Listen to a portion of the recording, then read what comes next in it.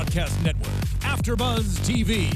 Over 20 million weekly downloads in over 150 countries, and your number one source for after-show entertainment.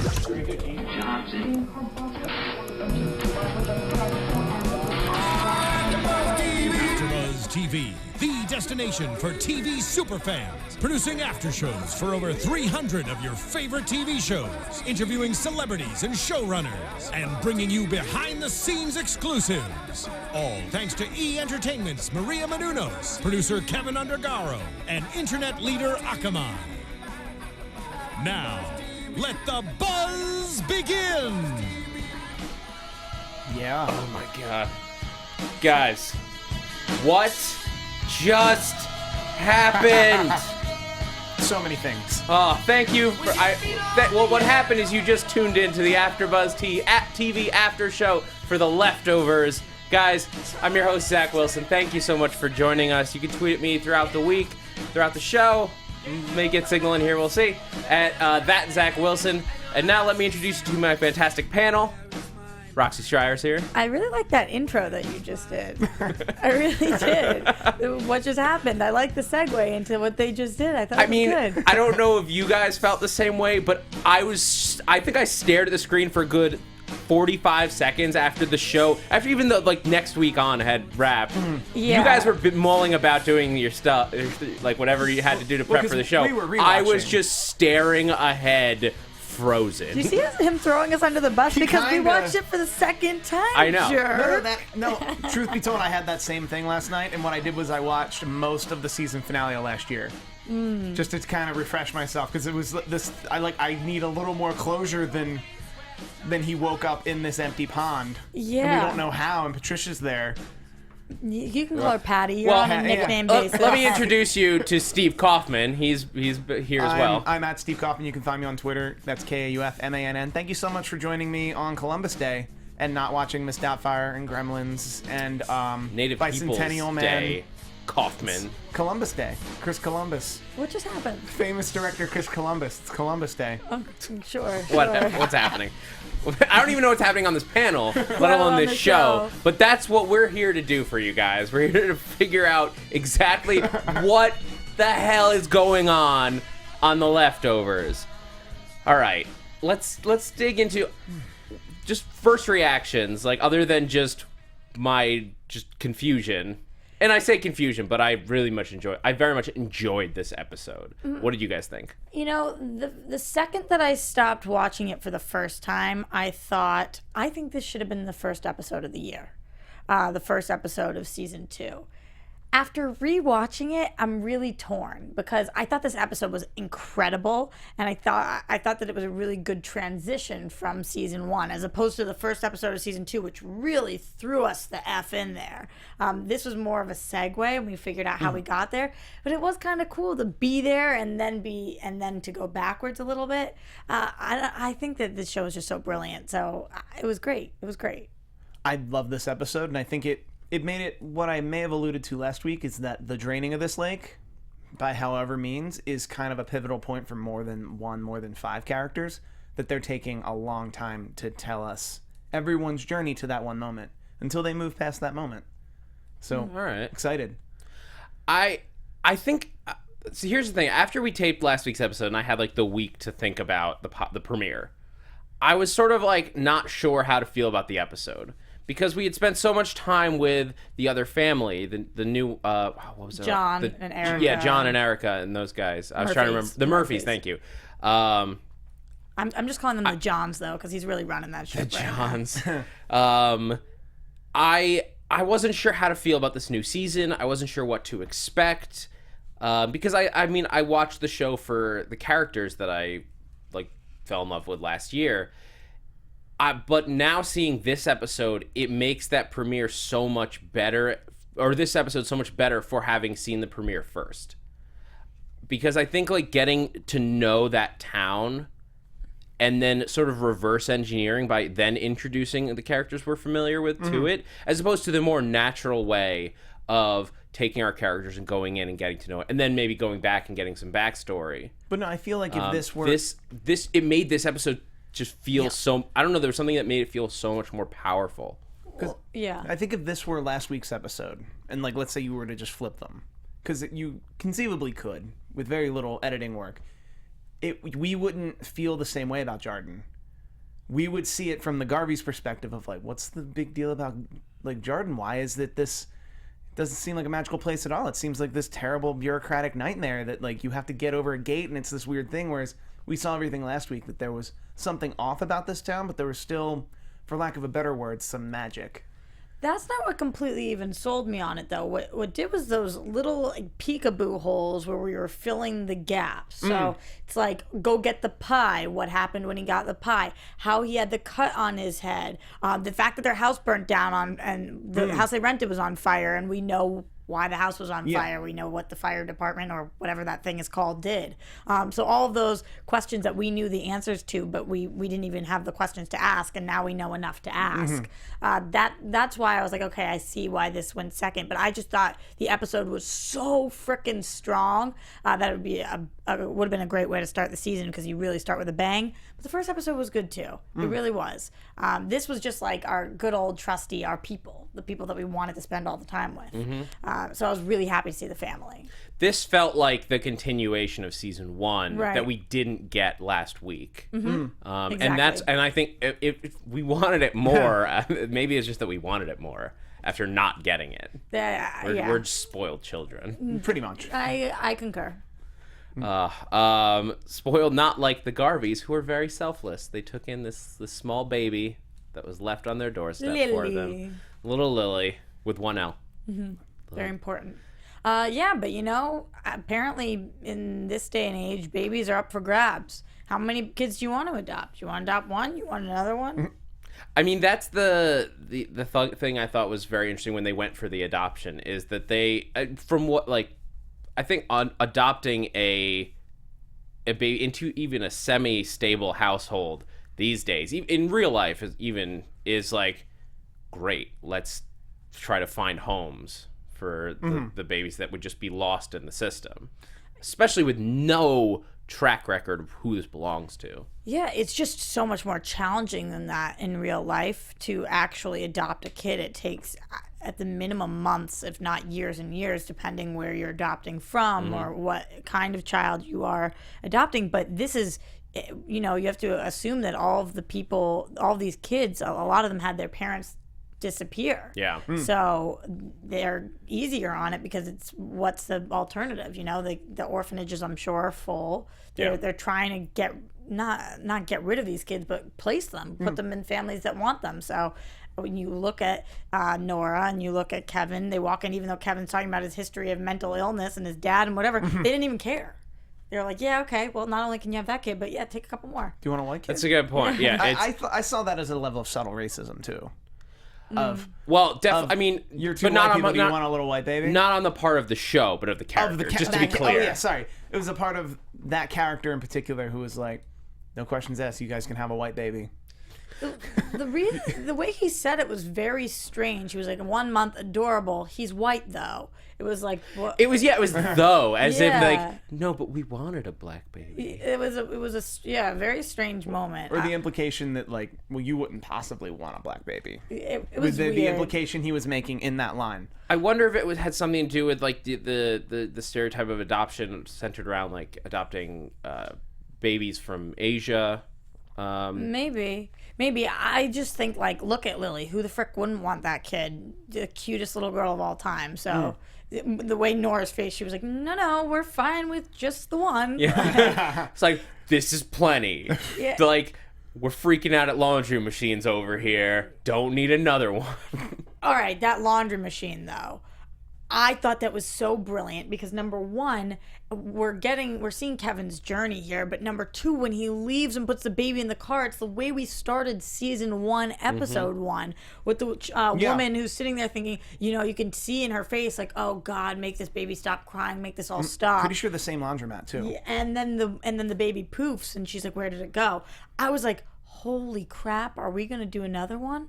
is this happening again? Like what the heck? Don't take Lily from us. Yeah, but I knew that Lily made it to Miracles so that we would be okay. But oh my God, I was so worried. I was like, keep crying, baby. Let me keep hearing that volume. Let me hear those tears, because if the baby went silent, I knew we were screwed. Yeah. It was really, I love the parallel scenes. Well, I think that is a great thing that this show can do, just in general, is that, and they want you to feel like, especially after this episode where they sort of mention it, they want you to think that a recurrence could happen at any moment. That even if it's not another departure, that just something crazy could happen to the world and not be able to be explained. Because that's how the people of this universe feel every day.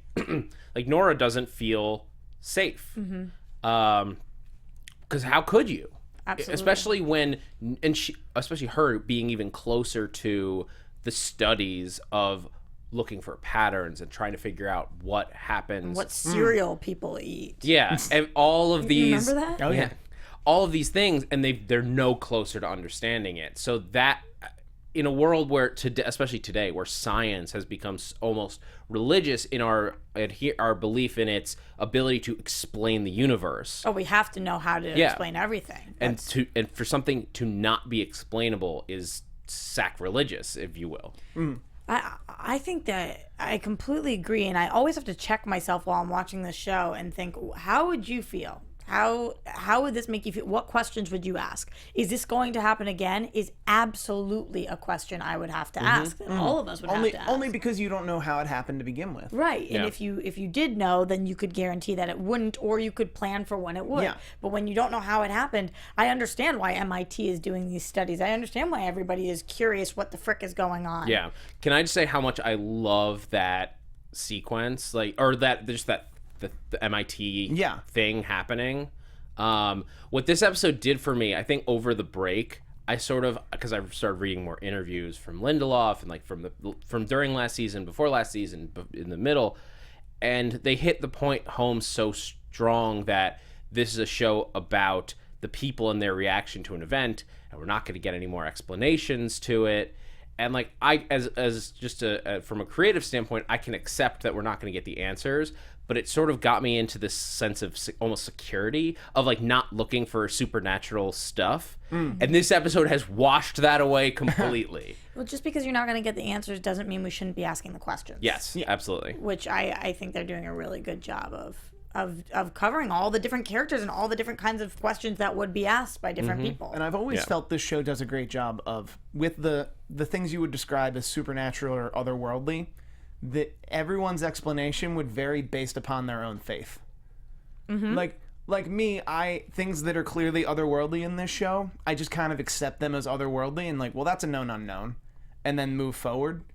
And then people who aren't agnostic like myself tend to go completely off the... Oh, no, that's this, it's that, it's this. See me, I'm looking for patterns and explanations, even if they are supernatural. Like, because that's just my brain is wired to look for sci-fi explanations. But I am looking for what could this be? What theories can we come up with to explain this? And I need that explanation. When I hear it's a matter of geography, I start to think about every single scene that we've seen. The fact that she could have been, if that is the case, that she could have been sitting at this table and that would have made the difference. She's got to wonder, could she have sent her kid to go get the eggs instead of grabbing it herself? Whatever, like feeling that guilty feeling and always constantly questioning yourself. I don't know if it is a matter of geography. I would have to assume it's not, because I think about like the parking lot scene or all those other things, but it might be. It's crazy. It raises something. I believe we discussed it last year on the after show at some point. But there's a strongly held belief by a lot of people who, if you subscribe to belief in like psychics and things like that around the world, that there are certain points. I think I was trying to look up. I didn't have time. Where exactly they are in the world. I think there's 6 points in the world, 6 or 7 points in the world that are supposed to be super strong, or maybe 6 in the country, super strong psychic power centers.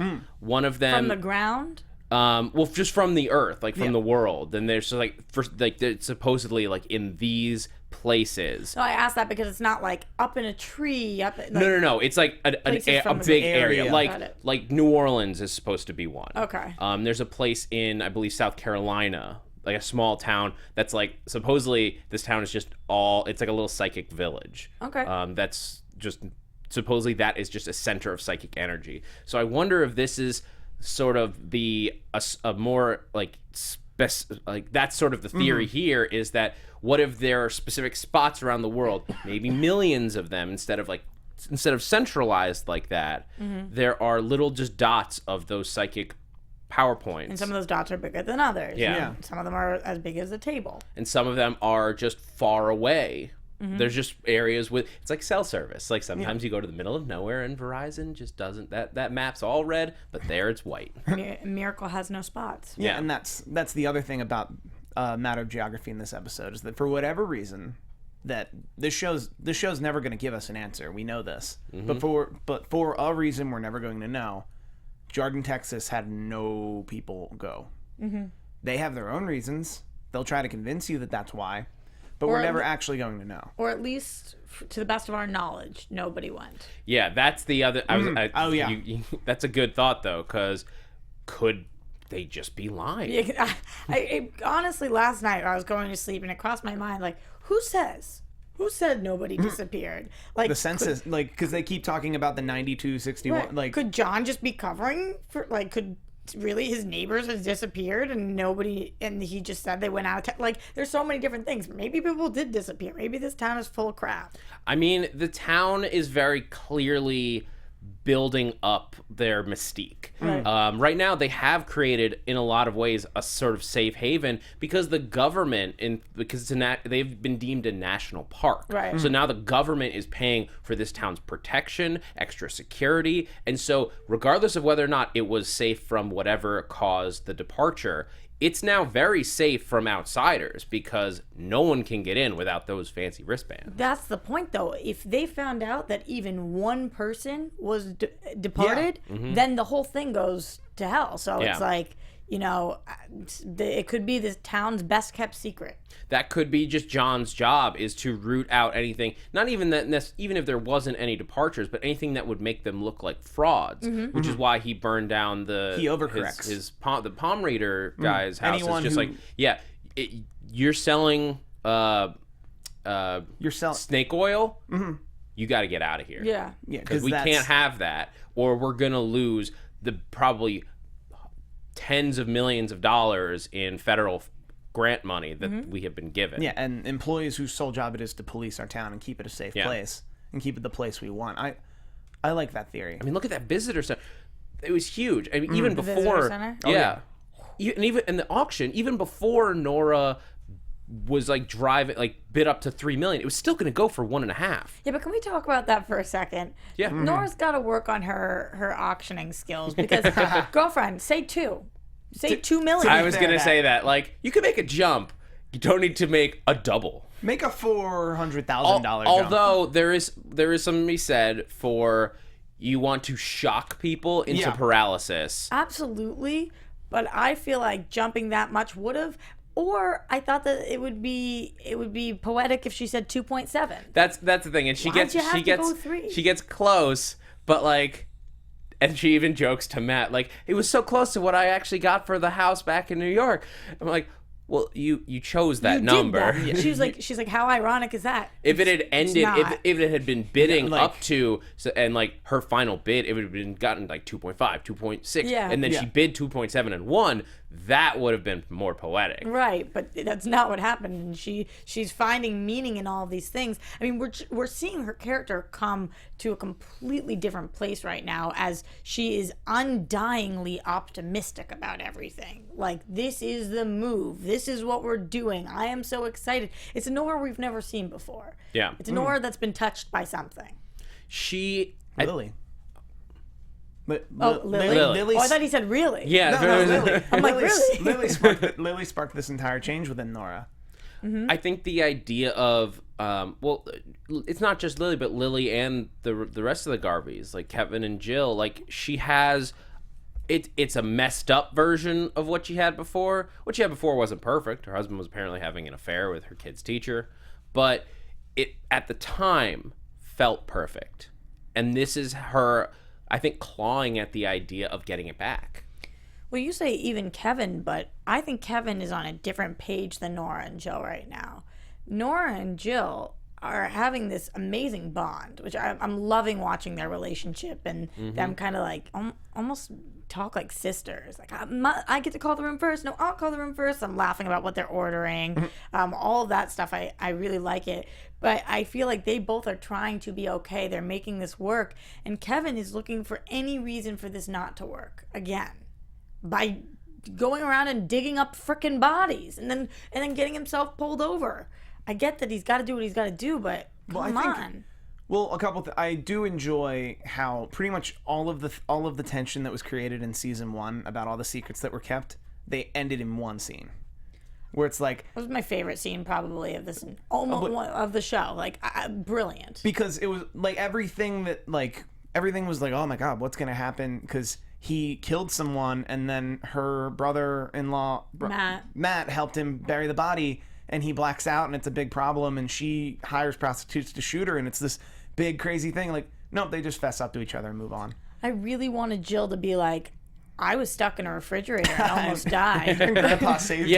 I was waiting for her, one of her confessions, because Jill could have a lot. She could have a bunch to choose from. Yeah. Or like, were you sleeping with Amy? Like anything, just like a question or whatever. But similar to how in one scene those things can be related to, like, revealed as kind of MacGuffin, that they're things that aren't that important when they actually just admit to it. Well, it's not even that it's not that important, but it's okay. Yeah, it's okay, and it's not it's not moving them forward. Deal breaker or moving them, like, it's done. They know this now. I think that's how I feel about Patty.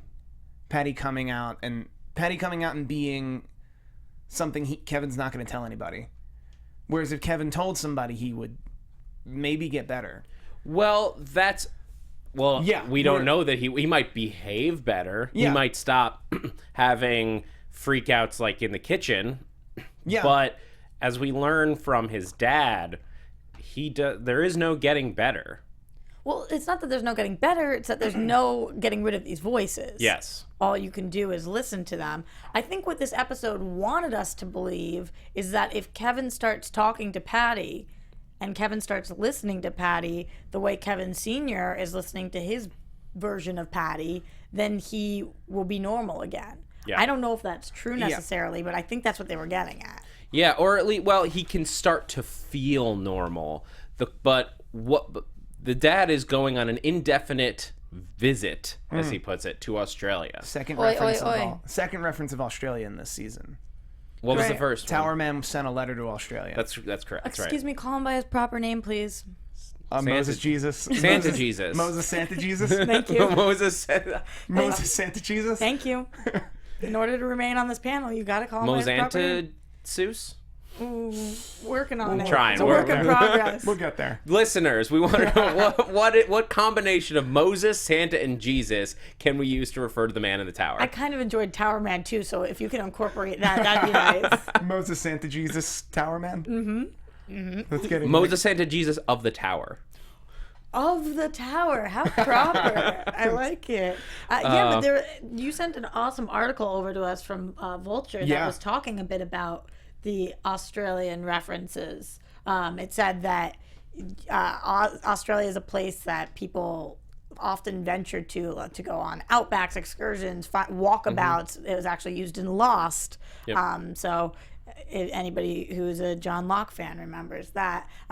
It's an interesting thing, but I don't think that we should be reading too much into a letter going to Australia and the dad going to Australia, as those are one story. Just that Australia is a place that is also being affected, but is a very spiritually sound place that people go to find themselves or whatnot. I mean, there's a lot of spirituality around the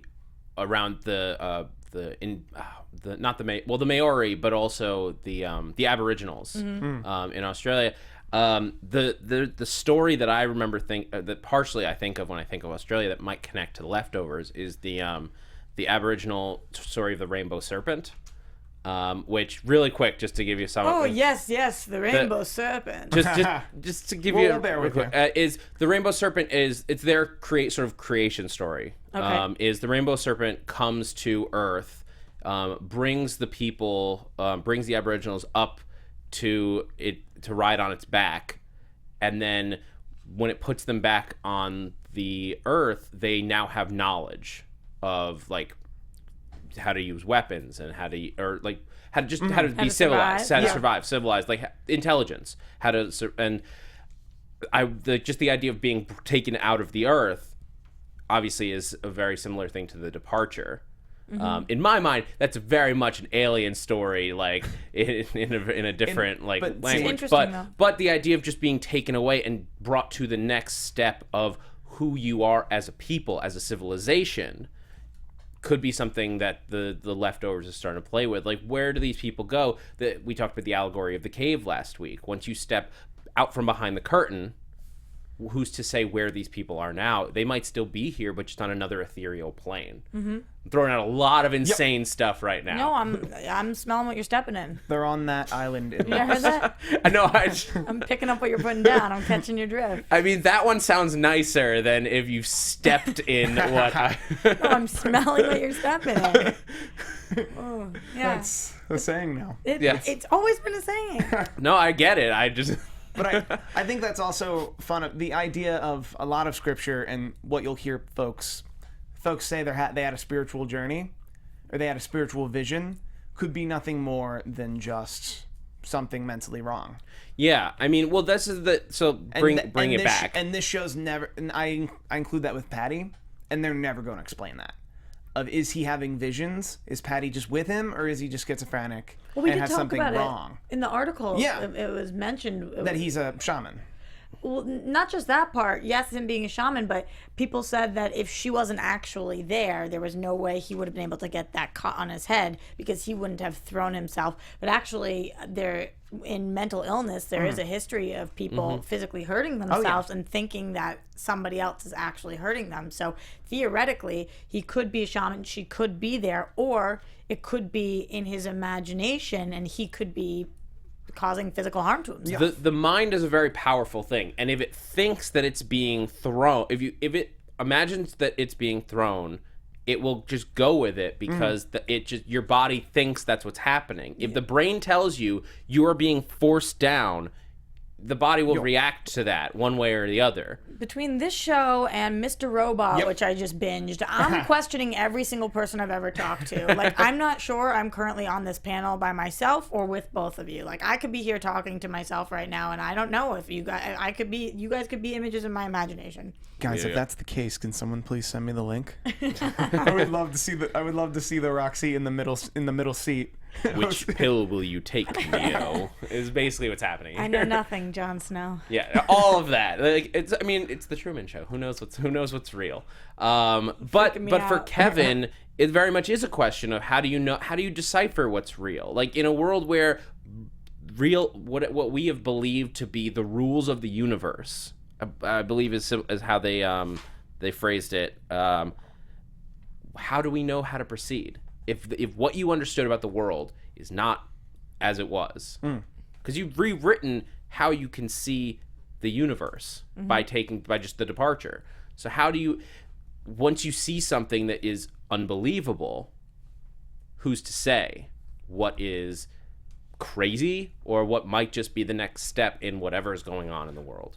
You would have to assume it would a lot of people's minds would change about religion, about faith, about whatever it is. You would have to assume, because there's so many people out there who say, I'll believe it when I see it. Yeah, I mean, that's how you get guys like Holy Wayne, and like they haven't talked about it yet this season, but that's how you got, like, they had last season, they talked a lot about the rash of cults that just sprung up around the country, because everyone has their tonight. Yeah, and we got to meet. They mentioned them briefly, but I just mean like but we got how to much meet the one country we got has to meet devolved. one of those agents finally, because she was literally the AFTEC, which is the I can't spell Affleck? it.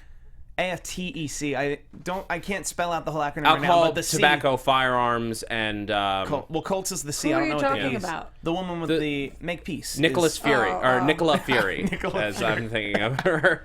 Yeah. And there was also that guy at the center that came up to Kevin and was like, "How old are you? I can help you with your problem," which seemed like some He sort is of on cult thing. Letterer Road, and Mike was praying with him last week. I'm pretty sure. Then that's all we know about him. Though. Yeah. He is someone who is spiritually connected in one way or the other. Again, whether he's crazy or not. Well, let me ask you guys this, though, before we get off of Patty's story. If you assume the departure had happened, it's real, it's around you, you lost people, or you know people who have... But I'm still here. You're still here. If you started seeing a person that died around you, if you started seeing Patty, basically, would you believe that she was real, or would you assume that you had lost it, knowing that, like, again, just like Kevin, basically put yourself in Kevin's shoes. Do you think Patty is real? I would have to think that she was. I agree. I would think Patty's only in his mind, or I would think Patty's only in my mind, but that doesn't make her any less real. She's still a manifestation of my reality. If I could feel her, if it wasn't just that I could hear her, but I could feel her, I would think she was real. So you need a touch test. Yeah, I would need the touch test. But he had that. If she could push my head into something and then I could get up and push her back, yeah. Yeah, she got on top of him. But that's when you say, "Hey, Jill, honey, can you see this person next to me?"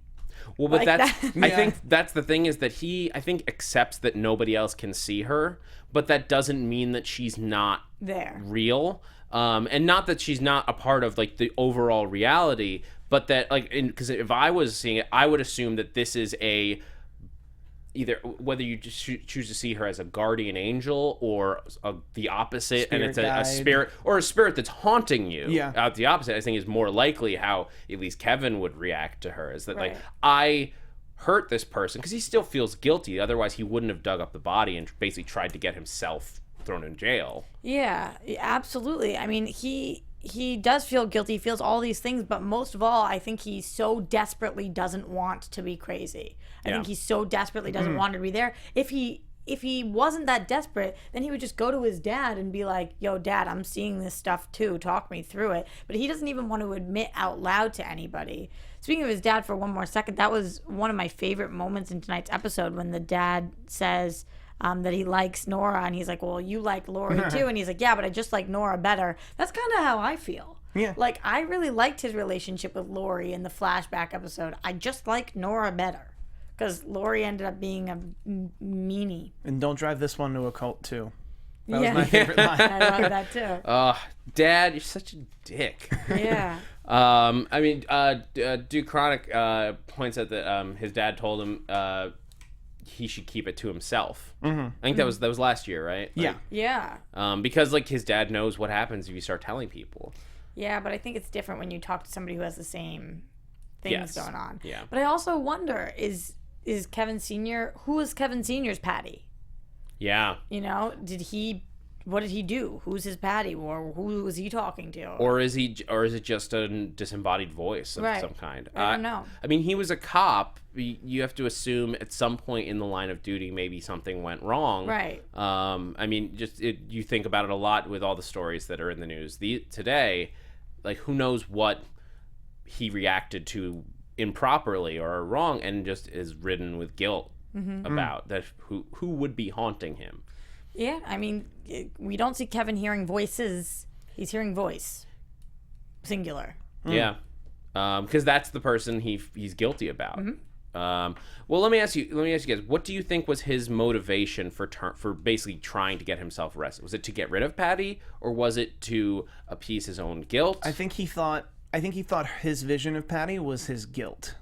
So he figured it, whether he goes to jail forever or if they let him off like they did, if he exonerates himself for what he did in the eyes of the law and in the public eye, he could, like, that was just a last ditch effort of, she's buried in the ground.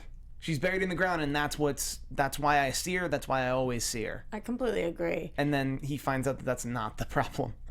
I think at first it was like, wait, she's dead, right? I did do that. Yeah, that she's, too. She's dead and she killed herself. Or is she there? Because he almost seemed, you look at the shock for a second when he finds the body, like, it was almost relief. Oh, yes, she's in the ground. She's a dead person. She's not walking around. Like, these are visions that I'm having. And then actively trying to get caught was, why am I still seeing her? She's got this is I'm not guilty. I can't do this. I didn't even kill her.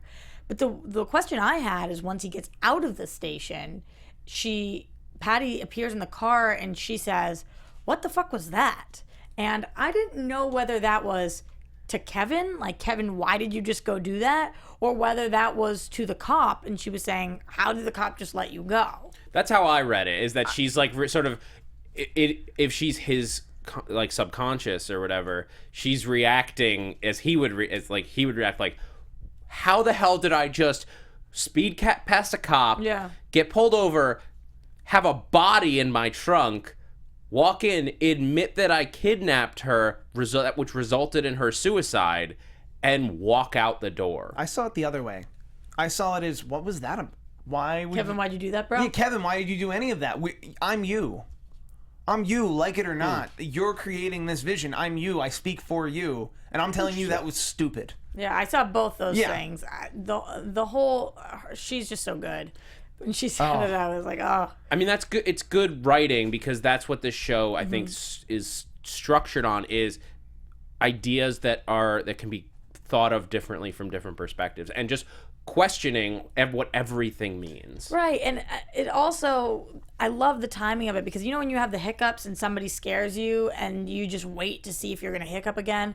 Like, he went in, he admitted everything to the cops, he's coming out and we're like, is he going to see her again? Boom. Yeah. And then he hiccups. No She's holding right back. Yeah, it's just right there. So. And this episode had a ton of stuff packed in. So I want to talk a little bit about Jill and Tommy. Tommy's back. And Lori, Lori wouldn't even come in the room. Yeah, but she can write a freaking letter. I don't think she's talking yet. She might still be not talking, but that doesn't mean she can't come in to see her daughter. Yeah. Oh, yeah. I didn't say anything about talking. Yeah. You can write a letter and you can sit outside in the car. You can deliver the letter yourself. Yeah. Oh, she's on my last nerve right now. I feel bad about it, but I need somebody to shine a new light on her, because at the beginning, I kind of, for the first couple episodes of season 1, I was like, everybody grieves differently. Everybody. Now I'm like, Lori, suck it up. You have children, man. You don't get to be this selfish. Well, the family's completely divided now. I guess less so than last year, where Jill and Kevin were like barely talking, and Tommy Lori was on her own with the Guilty Remnant. Tommy was off with Holy Wayne. Like, they're divided in 2 parts now. Yeah, so they're slightly more back together, but almost more separated. Not obviously physically, but also emotionally. Where Jill and Kevin's got his own problems, but like Jill is very much like, she's doing okay. Like, she's starting to figure out how to deal with this. Because she's young, she's figuring out how to adapt. She says that situation. tonight. Yeah. She says, we're okay. Kevin, Nora, and I, we're okay. I think it's really great, and it's a great plot device, that Tommy is actually talking to Jill, that they are in communication, that Jill knows where Lily came from, that Jill knows that Tommy's all right. Makes me appreciate him more as a big brother. We saw when he came back last year to help her out when she had like her braces on before the departure, right as it was coming. He always has been kind of a good brother, even though he has his own stuff. So I love watching them interact again, and that I love you moment at the end. I think it's really strong. Yeah. I just want him to be part of the family. Yes, for sure. Some other stuff that we dealt with in this episode, Matt, Father Matt, Mary, they're living in this little shack next to the church, but they've got their own bathroom, so it's okay. Just gonna say that. They're allowed to use the kitchen whenever they want. Yeah. Totally legit. And they have a tent. But there's a reason that, like, they were offered a room in a house. Why wouldn't he take it? I don't think it's because he wants to be next to the church, like he said. I don't think he's a legal resident of Jarden. So why would the house... I think he's not allowed off church grounds. Interesting. I'm bordering into predictions, but I think that's my take. Like, he was genuinely like, oh no, we couldn't. Because I was like, I don't think you can. I think you somehow snuck in the Jordan, but made it to the church, and the church gave you asylum. So when she says, when Nora says, what aren't you telling me? It's that he isn't even allowed here, really. Yeah, he's not allowed to leave the church. Interesting. The church But they grounds. very publicly announce him, so they're not keeping him hidden. Yeah. They show him off to the public. But I guess like we'll have to see if he leaves there ever. But to admit publicly, for them to admit that he can't leave the church would be for them to admit. Or I wonder if he it has somehow something. snuck in. I wonder if it has something to do with Mary because she's sick, and remember they did tons of screenings. Like the dog's not allowed because of quarantine, and like we know that what she has is not a contagious disease. But these people have become very superstitious. I wonder if it's that this church sort of snuck Mary in, and like he's fine, but Mary has to be kept very much secret because they cut him off as soon as he went to talk about Mary. That's last fair week. too. Either that, or speaking of it being about Mary, maybe it's a matter of geography. Maybe she is in the place that is curing her most. Maybe something about being next to the church has different kinds of powers. Yeah, we didn't see her reactive to this week either. I'll be very interested to see if we get that as what moves forward. I want to know what's going on there. Before we head into predictions, what do you guys think of this? All of the town, the setup with the town, the quarantine. Now we know a little bit more. We got outside. There's like a little shanty town on the border that's almost like it's like Burning Man. It's like hippy dippy land. Yeah. But people are like, I have cash. Like, can I get your bracelet? Very desperate to get, which we knew was happening, but it's bigger than we thought. Also, I was just reading 60 days is a really long time to quarantine an animal. Like a pet passport is usually like 3 days tops. To run blood work on a pet is usually... So there's something about the departure and what we learned last season about dogs. So do you believe that that's not what they're actually doing with these dogs? Maybe they're doing something else. Either they're doing something else with the dogs in quarantine, or they just feel like Kevin did in season 1 about the dogs. That like the dogs who saw the departure happen just kind of went more primal. Yeah. And for that reason, they want to make sure the dogs don't go primal and crazy, and we're experiencing it maybe. There's something more to the dogs, because 60 days is way too long. Yeah. 30 days would be a little unacceptable. I just can't relate this to our current world. I don't know any place like this, so it's hard for me to grasp. Like, this isn't like the Vatican. This isn't like, there's nothing we can relate this to, so it's hard for me to understand waiting in line or waiting in a place for so long.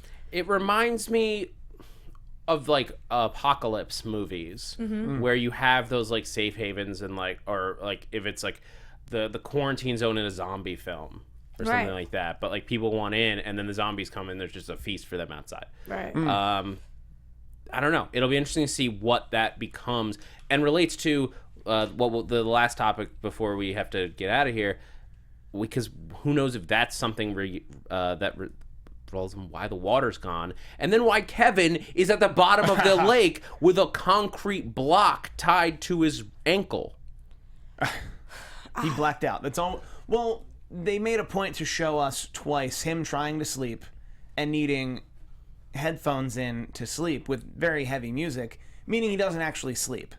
And the third time at the end of the episode, when he actually gets to sleep, he wakes up and he blacked out. So it's this idea that he's been on guard up until this very moment. And the first time he wasn't on guard was the time he blacked out and something was wrong. But he's not taking his pills anymore. This isn't the sleepwalking of the pills. This is a different beast. Yeah, I mean, I thought the episode... Did he tie himself? Did he get tied by Patty? Who tied him? Was it one of the girls? Who tied him to the bottom of this and left him for dead? Yeah, it wasn't John. He would have known at this point. Or was he tied to something? We followed him. Is the only reason he didn't depart with the rest of the girls, or because he was tied? Is him being tied to this concrete actually what saved him? Whoa! A couple of our commenters last week brought up a couple of our commenters. I like that. This is us moving forward to predictions. A couple of our commenters last week. Yeah, let's just start official predictions right now. real quick. Your AFTERBUZZ TV prediction. A couple of our commenters last week mentioned that there was a shot, and I rewatched it. There is a shot of a giant hole in this lake. That somehow, probably because this town's on tectonic plates, there was an earthquake, and then that hole just became all the water, and those girls went into the hole. And he didn't because he's tied to concrete. Because Patty tried to kill him. He tried to kill him. No, he tried to. It seems like he tried to save him, or somebody tried to save him. I hope we That's get interesting. that Like he's flashback. getting pulled. I mean, he's getting pulled away and then getting like tied to the concrete block. Is I guess he's got a little bit of that's really quick though. If you're drowning and you're like, I'm gonna tie myself to this block. No, I don't think it's. I think Patty, or I don't know. It's very difficult to tell. All I know is that if John finds out that Kevin was here and when will. Evie disappeared, which he inevitably will, Kevin is so screwed. Yeah. Like John is gonna be out for blood. I think my first prediction is that whatever happened to Kevin in that lake, we're going to see in a flashback. My second prediction is next week it's all going to be Matt. It's all going to be Matt, and it's going to lead up to episode 3 gets given to Christopher Eccleston again, because that was his episode I thought last it was year. episode 4 where he went to the. You're talking about the gambling. I'm not going to remember. I thought it was 3. Either way, Maybe, But yeah. either way, he's going to get his own episode that leads to how he went from Mapleton to Jordan. And we got a snippet of it with him pushing Mary in that wheelchair down the highway, and it seemed to be like 5 miles away. We're going to get... I'm thinking Guilty Remnant somehow gets into Jordan. I think that's a safe prediction. I don't think it's going to be Lori or Tommy anytime soon. Although that would be actually, now that I say that out loud, I'm going to reverse what I just said. Happens all the time with them. this show. Yeah, them coming into Miracle, I think would be a great twist for just if the Garveys go through some loops where they have to deal with Evie's disappearance and John like judging Kevin. I think that if that happens at that exact moment, Laurie's going to show up. Would love that. And I'm not sure how. And the Guilty Remnant, just like a wall of white walking in. Is Lori always going to... Is she going to remain silent and Guilty Remnant the entire time? Or do you think after we hear her scream Jill and all of that, maybe she does eventually come around? Well, I think Laurie's out of the cult. I think But that doesn't mean she's talking. Right. Because she very much subscribed to the beliefs that's not necessarily tied to... Yes. What her behavior is going to be. Even She doesn't if she's side out. with the Guilty Remnant, but I think she is still on a vow of silence. Yeah. Lisa in the chat, love to hate the Guilty Remnant. Me too. Yes. Girl. Yeah. I mean, we know that they are coming back at least somewhat because Liv Tyler is in this season. Yep. And I'm Yeah, but so so excited is for her. Patty, and we don't know what. So I think- people can come back in all different ways. I think true. Kevin's going to be heralded as like an unlikely shaman. Like he's not going to know what's real, but people are going to herald him as like, no, you see visions. We believe in you. Oh, it's gonna come out. And John's gonna run him out of town for it. And then I think at some point he's gonna get back into town, and by getting back into town, he brings all the riffraff into the town, and the town burns to the ground. And in Just burns another town. And then in season 3, they go to a big West Coast city like San Francisco or Los Angeles. Season 4, they go to Australia. Those are mine. Roxy, any final thoughts? I'm really fascinated to see how Isaac comes back into play here. We saw him in the previews, and Isaac's probably coming back with a vengeance. His house was burnt down, and he doesn't. And I think that what makes a good friend your enemy's enemy. So he's got to maybe team up with Kevin, because Kevin and John are gonna go at it for sure. So I'm excited to see Isaac come back. Other than that. No, I think that Kevin's going to keep this a secret for a really long time, that he's seeing Patty, that he was even in when he says, we tell each other everything, I don't believe him. I don't think he's going to tell Nora everything. I think final thought in like 3 episodes or so, after it gets a little worse, I think Kevin's going to wind up going to the old man in the trailer who came up to him this week. Just in a pure state of panic and not knowing how he wound up in a lake with a cement block tied to his ankle. Because he's just going to start. At some point, he has to start searching for answers. And who else saw him there? Did anybody? Yeah, that's a good question. It's very dark. Who's to say that there were lights on him, enough from the moon and everything, and the car? Who's to say who else was nearby? And hopefully those people have answers, because he doesn't. Somebody, And I don't. somebody has answers. I would like those answers. I'm not asking for abstract ones. I'm asking for what happened at that time, at that place. Yeah.